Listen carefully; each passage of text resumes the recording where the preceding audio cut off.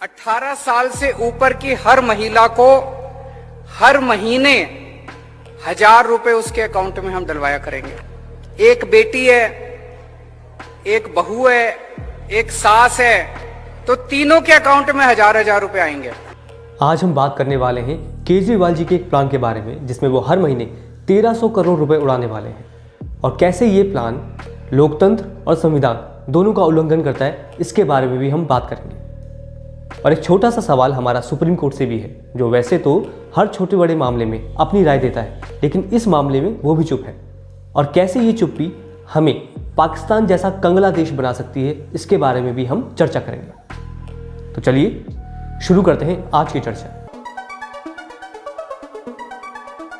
अगर हम बात करें सन 2011 के सेंसस की, यानी कि जनगणना की, तो पंजाब में महिलाओं की संख्या है 1,31,00,000 के आसपास। यानी कि अगर पंजाब की हर एक महिला ने ये प्लान कर लिया है कि मिलने वाले 1,000 रुपये से वो क्या करने वाली हैं, तो केजरीवाल जी के 1,31,00,000 वोट पक्के हैं। और अगर आम आदमी पार्टी पंजाब में जीतती है तो पंजाब सरकार को हर महीने 1,300 करोड़ रुपए देने होंगे, यानी कि साल के 15,600 करोड़ के आसपास। अब यहाँ समझने वाली बात है आईपीसी की, यानी कि भारतीय दंड संहिता की।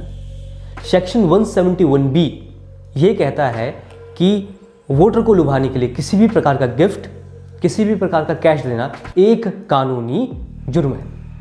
और इसी बात का उल्लेख केजरीवाल जी ने 6 साल पहले एक भाषण में किया था, जिसमें उन्होंने साफ कहा था कि पैसा सबसे लो लेकिन वोट हमें ही दो। चुनाव का टाइम है, पैसे देने भी आएंगे, आते कि नहीं आते? पैसे देने आए, मना मत करना, ले लेना, दोनों पार्टियों से ले लेना। अपना ही पैसा लूट रखा इन्होंने, दोनों पार्टियों से पैसा लेंगे लेकिन वोट। तो अब उनके लिए पैसा बांटना संभव नहीं है चुनाव से पहले, तो उन्होंने एक बड़ा प्यारा सा जुगाड़ लगाया। तो अगर उनके हिसाब से सोचें तो वो कुछ ये कहना चाहते हैं कि आप लोग वोट मुझे दे दो, जो पैसा मैं चुनाव से पहले आपको देने वाला था वो मैं आपको चुनाव के बाद दे दूंगा, और एक बार नहीं दूंगा, महीने के महीने दूंगा। तो आदरणीय सुप्रीम कोर्ट जी, ये क्या खेल है? अगर आईपीसी के सेक्शन 177(1)B के तहत पैसे का लालच देकर वोट दिलवाना गलत है तो गलत है, चाहे वो लालच आप चुनाव से पहले दें या चुनाव के बाद। अब आप कहेंगे यह आम आदमी पार्टी से चिढ़ता है, या ये बीजेपी का एजेंट है, या ये किसी और पॉलिटिकल आइडियोलॉजी को सपोर्ट करता है। तो भैया जरा रुको, सब्र करो। आम आदमी पार्टी या अरविंद केजरीवाल ऐसे अकेले नहीं है जिन्होंने ये काम किया। बात इसी साल की है, कुछ मार्च अप्रैल के बीच की। एम.के. स्टालिन, जो कि आज की डेट में तमिलनाडु के सीएम हैं, उन्होंने भी अपनी राज्य की महिलाओं से वादा किया कि वो महीने का 1,000 रुपया उन्हें देंगे, और आज की डेट में वो सीएम है।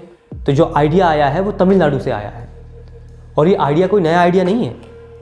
तेलंगाना में जाके राहुल गांधी जी ने एक प्रॉमिस किया कि जितने भी बेरोजगार हैं उन्हें महीने का 3,000 दिया जाएगा, और आज की डेट में वो साउथ इंडिया में एक सांसद की भूमिका निभा रहे हैं। ममता बनर्जी ने भी सेम किया। जब बंगाल में चुनाव थे तो उन्होंने प्रॉमिस किया कि जनरल कैटेगरी की महिलाओं को 500 रुपये और SC/ST महिलाओं को महीने का 1,000 रुपये दिया जाएगा, और आज की डेट में वो भी सीएम है। उत्तर प्रदेश में, यानी कि यूपी में, जो लैपटॉप और मोबाइल बांटे गए थे और जो लैपटॉप और मोबाइल बांटे जा रहे हैं, वो भी इसी स्कीम का नतीजा है, ताकि लोग वोट दें। और अगर आप इन सारी न्यूज़ को एनालाइज करें तो आपको एक बात पता चलेगी कि नेताओं की नज़र समाज के उस तबके पे रहती है जो आर्थिक रूप से कमज़ोर है और जनसंख्या में ज़्यादा है। इसलिए हर बार चुनाव में महिलाओं से ये प्रॉमिस किया जा रहा है कि उनको महीने का 1,000-2,000 दिया जाएगा। क्यों? क्योंकि महिलाओं के दिमाग में 24/7 घर के बजट की बात ही रहती है। वो बस यही सोचती हैं कि कैसे 10-5 रुपये बच जाएं और कहीं से इनकम सोर्स थोड़ा सा बढ़ जाए। सेम हाल बेरोजगारों का भी है, जिन्हें 10-5 रुपये खर्च करने में भी अजीब लगता है, उनके लिए महीने का 3,000 रुपये मिलना बहुत बड़ी बात है। तो ये भी एक ईजी टारगेट है। और किसानों के बारे में आप सब जानते ही हैं, उनके क्या हाल हैं। देखिए, पैसा खर्च करना कोई गलत बात नहीं है, लेकिन अगर कोई पार्टी अपनी कुर्सी की मजबूती के लिए उस पैसे का यूज करे तो ये गलत बात है। और अगर ऐसा होता है तो यकीन मानिए, आज नहीं तो कल हमारे देश का हाल भी वही होगा जो आज पाकिस्तान का है। सबसे बड़ा प्रॉब्लम यह है कि हमारे पास इतना पैसा नहीं है अपने मुल्क को चलाने के लिए, और जिसकी वजह से हमें कर्जे लेने पड़ते हैं। और ये हमने जो एक जिस तरह घर भी किसी का हो, अगर घर के अंदर आपके खर्चे ज़्यादा और आपकी आमदनी कम है, वो घर मुश्किलात में पड़ा ही रहेगा। पाकिस्तान का हाल आज इसलिए ऐसा है क्योंकि उन्होंने अपने पॉलिटिकल एजेंडे को ऊपर रखा और देश हित को नीचे। अभी कोरोना काल में ही पाकिस्तान के पीएम इमरान खान लोगों को बड़ी खुशी से बताते थे कि हमारे देश में पेट्रोल के प्राइस भारत से बहुत कम है, और आज वहाँ के हाल देखिए।